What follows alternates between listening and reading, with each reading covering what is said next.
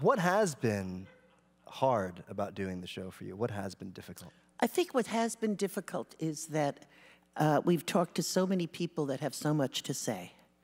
And there's so much background material to what they're talking about, whether it's politically related, it's about science, it's about what's happening in the world, it's about someone who's, writing about a part of the world, writing about food. And sometimes I wish we could do a 20-minute segment where you could give a complete, completely couch who you're talking to. And I guess the other thing that was hard was when the call-in stopped, because I loved call-in. I loved that, that segment is relatively short, which is good. You want to have people not having to, hear it again and again. But I loved it. And I think the other thing is, I've always thought it would be an interesting idea as issues evolve, especially issues that everybody's aware of, to do kind of a round table show where you have a variety of expertise that we're talking to or you're talking to. Whoops. And, so you could be talking to the scientist, you could be talking to the anthropologist, you could be talking to, Neil deGrasse Tyson about the effect on the universe. But the hardest thing for me, I think, has always been getting it right. It's never perfect. And that's the joy of it, too, because every time you go at it, it's another go-round. It's another shot, another try at it. And thank God at times it's so ephemeral. Because sometimes you wish, maybe they won't remember this one. Not the whole show, but, you've goofed in some way. So I don't know if that answers the question in the way you wanted it answered, but that's basically it.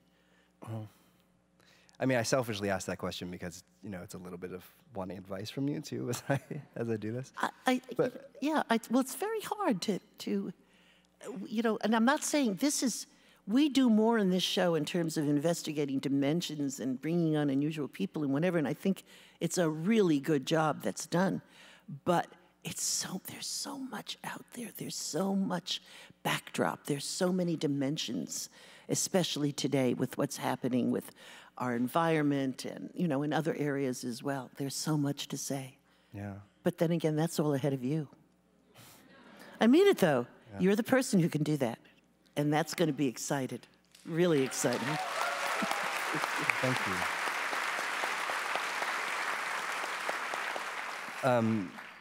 I said this to you last week, but I feel so incredibly honored that you've asked me to do this, that I have the opportunity to do this.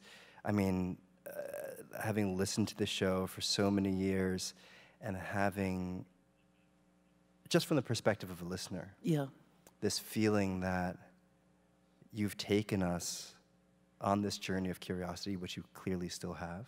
Mm-hmm. Obviously, your choice to move on to other things is not because this stopped being fascinating. It's not because it stopped being interesting to you. And that journey has been so meaningful, not just to me, but just to have that person who's in your home, in your life every week, to talk about these things that really matter. To talk about these things, and sometimes they matter in different ways. They matter in the ways you're talking about, in the ways where, food connects to all these difficult issues, and it's important for us to talk about them, but also in the way of providing that moment of escape, providing that moment of, here's a thing that I can just love, Actually, I'd love to cue up one last bit of tape. This is an interview you did with the chef Pierre Thiam, who is the author of a book called Senegal. Let's listen to that tape, if you don't mind. Pierre, there's something, a word that you use a lot in the book, terenga. Mm-hmm. And there's also, the subtitle of the book is From the Source to the Bowl, not the plate. Mm. So what's this, first of all, let's start with the bowl. What is the significance of the bowl in Senegal? Well, the bowl is the vessel in which we eat, first of all. We eat around the bowl in Senegal, or in most of Africa, for that matter. The bowl symbolizes unity. We eat together. Eating is something that's not done in a separate way. In Senegal, you always stop everything when it's mealtime and everyone gets together, and the ball is that magnet that unifies the family, that brings friends and family together. And again, you mentioned teranga. Teranga is the word that symbolizes Senegal the best, I think. You know, teranga is a wall of word that would translate hospitality, but teranga is much more than just hospitality. It's the most important value. If there's a set of values in Senegal, teranga would be the most important one. It's the way you treat the guest. It's the way you treat the other, you know, the one who is not you. That person becomes the one you have to offer teranga. You have to treat him with so much respect. You have to offer him what you have. You have to invite him to sit around your bowl. There's always room for the other around your bowl. And why? Because we believe that the other is bringing blessings. So when you share your bowl will always be plentiful. This is the Senegalese, a deep-rooted Senegalese belief. We believe that there's always more. You will never lack by sharing. Actually, when you share, you guarantee yourself that tomorrow there's going to be more food in your bowl, and so on and so forth. So this is a country that values the wealth of a person not by how much he has, but by how much he shares, by how much he gives. That's what I would say to summarize what teranga means. Just not one word that describes it, but teranga is what Senegal is. It's just this value has been encrusted in us that we have to treat the other as the most important person in the world.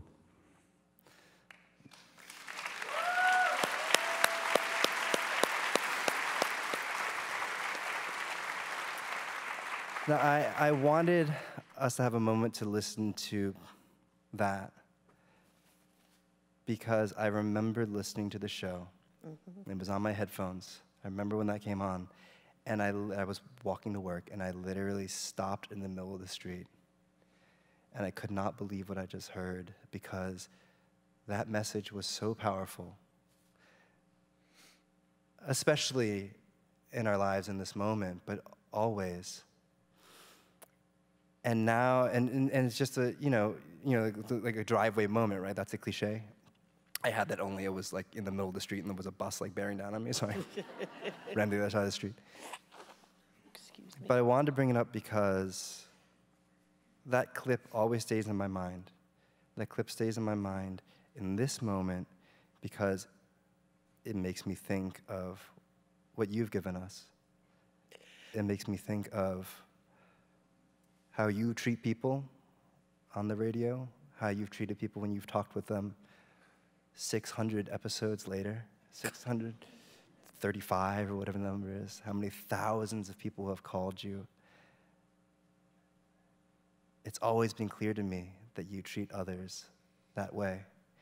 And for us to be a part of that, even just as listeners, is a gift. And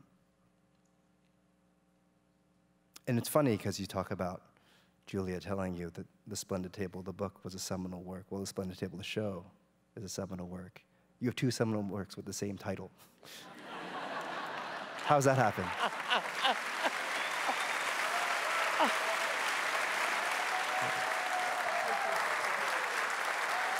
You brought me down.